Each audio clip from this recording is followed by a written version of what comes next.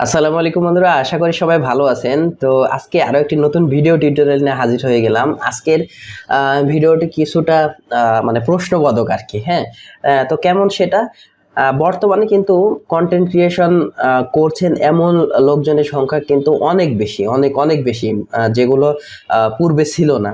তো সবাই কিন্তু এই যে প্ল্যাটফর্মটি রয়েছে ইউটিউব এবং ফেসবুক, এই দুইটা প্ল্যাটফর্মকে টার্গেট করেই কিন্তু কাজ করছেন। তো আজকে আমি আসলে আলোচনা করতে এসেছি আপনার জন্য আসলে কোনটি সুইটেবল হবে, ফেসবুক নাকি ইউটিউব। তো আমরা যদি এই ব্যাপারটি সম্পর্কে জানতে চাই তাহলে ফুল ভিডিওটি আপনাকে দেখতে হবে এবং তারপরে আপনি নিজে নিজেই সিদ্ধান্ত নেবেন। আপনার সিদ্ধান্তটা আপনি নেবেন আসলে আপনার জন্য কোনটা ভালো হবে, ফেসবুক নাকি ইউটিউব। তো চলুন তাহলে ভিডিওর মেন টপিকে চলে যাওয়া যাক। আমরা যদি একটু সাধারণত কল্পনা করে দেখি যে বাংলাদেশে ফেসবুক ব্যবহারকারীর সংখ্যা কতটুকু এবং ইউটিউব ব্যবহারকারীর সংখ্যা কতটুকু, তাহলে কিন্তু আমরা অনেকেই এখান থেকে একটা সামারাইজ পেতে পারি বা নর্মালি আমরা বলে দিতে পারি যে ফেসবুকের ইউজার সংখ্যা অনেক অনেক বেশি ইউটিউবের চাইতে। তো এটা সত্যি, আসলেও সত্যি যে ফেসবুকের ইউজার ইউটিউবের চাইতে অনেক বেশি। তবে আপনার জন্য কোনটা সুইটেবল হবে? আপনি কি ফেসবুকে কন্টেন্ট ক্রিয়েট করবেন নাকি শুধু ইউটিউবের জন্যই করবেন? এই প্রশ্নের উত্তরে যদি আমি আপনাকে বলি যে আপনি যদি এভারগ্রিন কন্টেন্ট নিয়ে কাজ করেন, এভারগ্রিন বলতে আপনি যদি মানুষকে হেল্পফুল কন্টেন্ট, সহযোগিতামূলক কন্টেন্ট ক্রিয়েশনের দিকে নজর দিয়ে তাদেরকে সেই টাইপের কন্টেন্টগুলো দিতে পারেন, তাহলে কিন্তু আপনি দুটো প্ল্যাটফর্মে একই সাথে প্যারালালি কাজ করতে পারবেন। যেমন আপনি যদি মনে করেন যে টেকনোলজি রিলেটেড ভিডিও তৈরি করবেন, তাহলে কিন্তু আপনি ফেসবুক এবং ইউটিউব দুইটা প্ল্যাটফর্মে কিন্তু দিতে পারবেন। এছাড়া ধরেন যে অনেকেই দেখা যাচ্ছে যে দৈনন্দিন বাজারে যে আপডেটগুলো দিচ্ছে সেটা কিন্তু আপনি চাইলে কিন্তু ফেসবুক এবং ইউটিউবে দিতেই পারেন। হ্যাঁ, এইটা আসলে এই ইউটিউব এবং ফেসবুক প্ল্যাটফর্মগুলো আপনার কাছ থেকে চাই ক্রিয়েটিভিটি। আপনি আসলে নিজে কি করছেন, সবাই তো করছে, আপনি তাদেরগুলো দেখে আইডিয়া দেন এবং সেখান থেকে আপনি আপনার নিজের মতো করে কন্টেন্টগুলো তৈরি করে সেই প্ল্যাটফর্মগুলোতে দিয়ে আপনার একটা অডিয়েন্স বেস তৈরি করেন। তো আমি যদি বলি আপনাকে ইউটিউবের যেই টার্মস কন্ডিশন রয়েছে এবং ফেসবুকের যে টার্মস কন্ডিশন রয়েছে, দুইটার কিন্তু আলাদা আলাদা। যেহেতু প্রতিষ্ঠান দুইটা আলাদা, তাদের টার্মস কন্ডিশনও আলাদা হবে, এটাই স্বাভাবিক।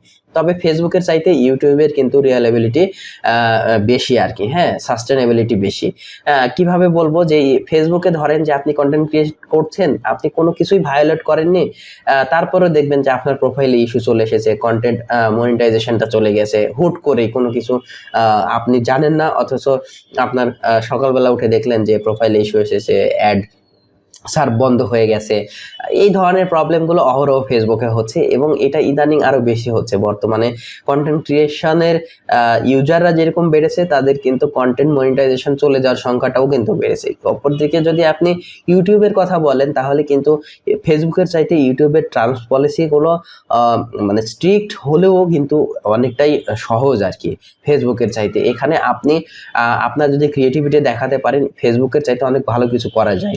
এখানে আপনার অডিয়েন্স বেস কম, আপনার ফেসবুকের চাইতে ভিউজ কম আসবে, কিন্তু তার মানে এই না যে ইনকাম, যদি আপনি ইনকামের দিকে ফোকাস করেন ইনকামটা যে কম আসবে, এরকমটা কিন্তু না।